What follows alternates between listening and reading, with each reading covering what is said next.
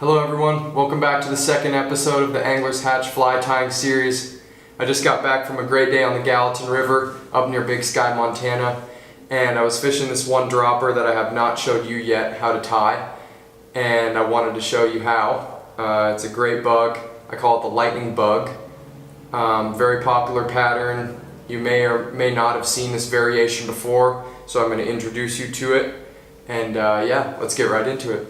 Alright everyone, so here we go with the lightning bug tutorial. Running through some of the materials you'll use for this. We're going to use that same Umpqua Nymph size 12 hook that we used for the Pete's Redhead Nymph. The TMC 2487BL Nymph hook, size 12, size 14, and I'll even fish these in 16 and 18. They've been working great out here spring and summer in Montana. We're going to use a little copper wire. Works real well. Some mylar tinsel in silver. Brown thread, any thread will do. Black, red thread even.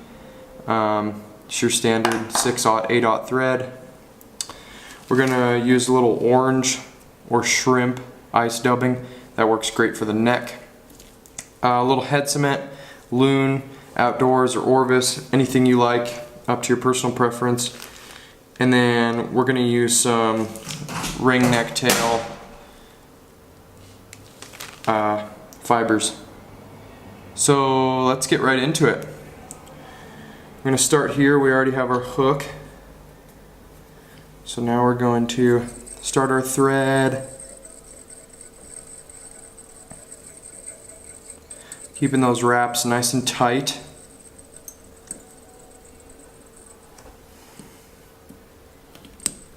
Trim that off. And with this fly, it's nice to have all this thread pretty uniform and shaped real nice. That'll come in handy later when you start to wrap the mylar around the body. So we'll work probably 3/4 down the hook shank.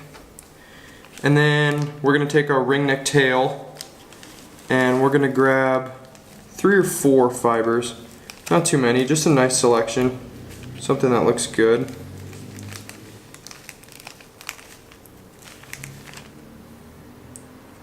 Got 3 here, and I like to measure this from the bead to the bend of the hook, and then I'll take that back. Nice. Do a couple wraps, wrap that in there. Get that nice and aligned. Great. Tie that in. Let's trim that too. Okay, now that we have that tied in there, we're going to go ahead and tie in some tinsel. And you'll notice that to some of this tinsel, it's silver on one side and almost a gold on the other. We're going to want to use the silver side for this. So we're going to tie it in gold side up. There we go. Tie that in tight. Nice couple wraps there.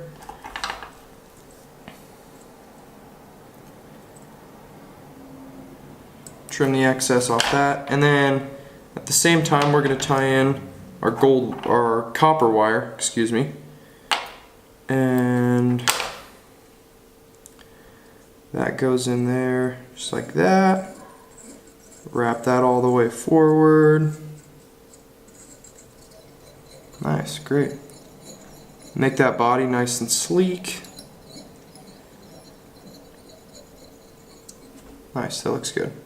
Alright, we're going to start by taking this tinsel and we're just going to make wraps all the way up the hook. That copper wire out of the way. And I like to overlap the wraps a little bit because when we begin to wrap the copper wire up towards the bead, the copper wire finds a nice place in between those wraps. And it also makes the body look nice and clean, well put together.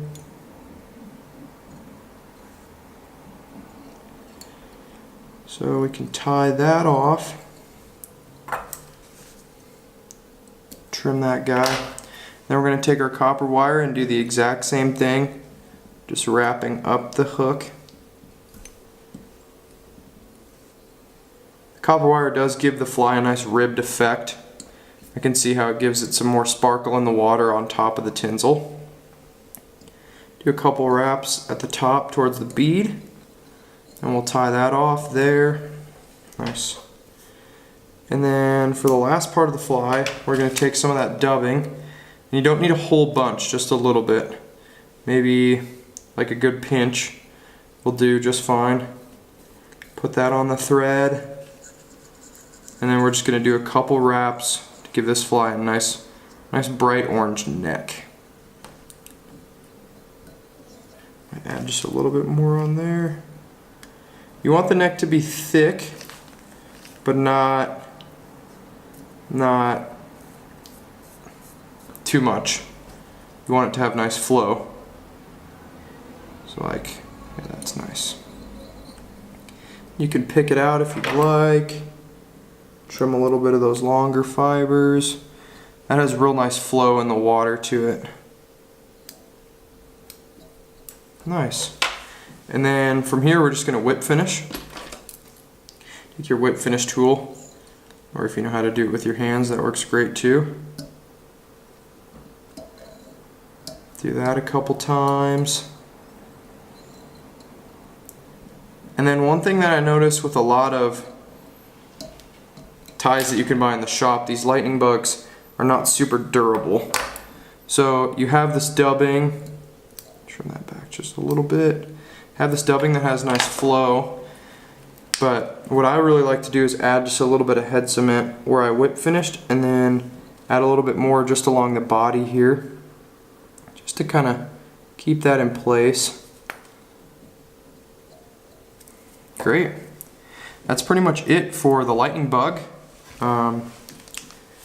Again, another great pattern to fish underneath a dropper fly, or a double indicator, nymph rig, anything like that. It's a great fly, super flashy in green, and it does well in a little bit of dirtier water as well. It's been fishing great out here in Montana through June and July so far. It's also one of my favorites to fish throughout all seasons.